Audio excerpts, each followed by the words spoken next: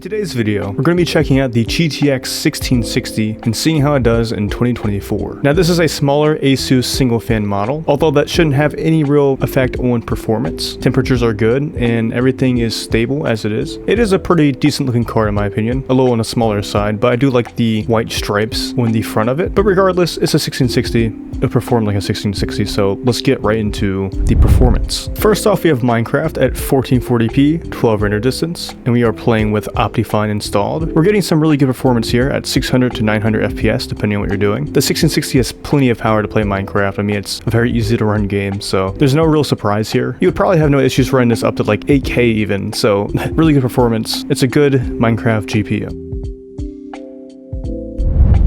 Next up, we have Minecraft with shaders, and we're still at 1440p, 12 render distance, and we're looking at 58 to 75 FPS depending on what's going on. It is like a very, open world game. There's lots of stuff that can happen, but generally good performance here, especially at 1440p. Good for a casual Minecraft experience. And if you want to have, a bit of higher FPS, go ahead and turn down the resolution or render distance, or maybe even try a easy to run shader pack. Overall though, in Minecraft, really good performance. No surprise here, but cool to see.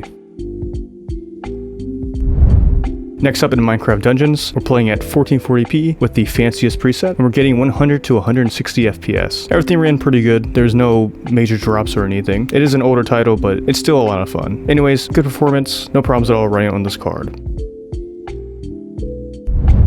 Next up, we have CS2 at 1080p, lowest settings, and we're getting 180 to 300 FPS. It's a pretty good competitive experience. There weren't any major stutters or slowdowns, which is good. Just keep in mind that you do need to pair this with a decent CPU to get this performance. But if you keep that in mind, then this is a really good performing GPU for CS2. Perfect for a 1080p 144Hz monitor. Next up, we have Teardown at 1080p max settings with the DX12 render engine, and we're running at 50 to 130 FPS. This is pretty good performance for a game like this, and there were minimal drops, but also keep in mind that this is also another CPU-bound game where you want to have a decent CPU in order to maximize performance. Overall though, this card is really good for this title, and I definitely recommend picking it up if you have this GPU.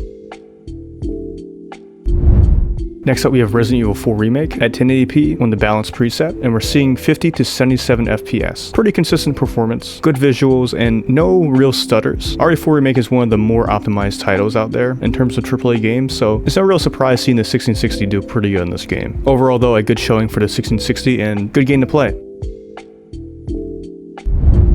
Up next, we have Hogwarts Legacy at 1080p, medium preset, with TAA on high, and we're seeing 50 to 80 FPS. This is good performance. Just keep in mind that this is a very open world game, so depending on where you're at or what you're doing, things can vary a bit, but generally you will have a good time playing this game with the 1660. Next, we have Silent Hill 2 Remake at 1080p with the low preset. Now, the performance is overall fine, and the game does still look pretty good at low settings. Just keep in mind that this game does suffer from traversal stutters, and this happens regardless of your specs, so it's not necessarily a problem with the 1660, it's just something that the game suffers from. But if you can get around that, this is a good game to play on this GPU. This is one of those games where it isn't a big deal if you have to settle with a lower frame rate, so maybe a lock to 30 FPS would be good if you want a more consistent experience, but overall fine performance from the 1660. Next, we have Elden Ring at 1080p on the medium preset, and we're seeing around 50 to 60 FPS. This is a mostly locked 60 FPS experience. Just some minor stutters here and there when you're going around to new areas, which that's pretty typical for a game. So overall, a good locked 60 experience if you put it to medium. Not bad at all. Finally, we have the finals at 1080p, lowest settings, and we're seeing 70 to 130 FPS. I would say this is good performance for casual playing. I don't think the average is high enough to consider it a competitive experience, but definitely more than playable. Definitely get a GPU that's a bit higher end if you want a more competitive experience in this game.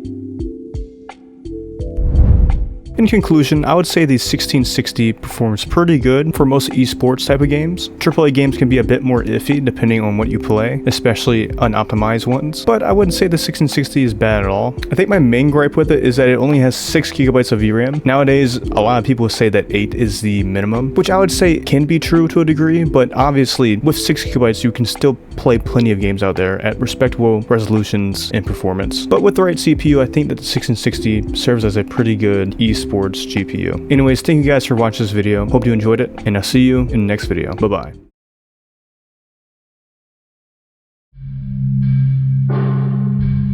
Thank you for watching.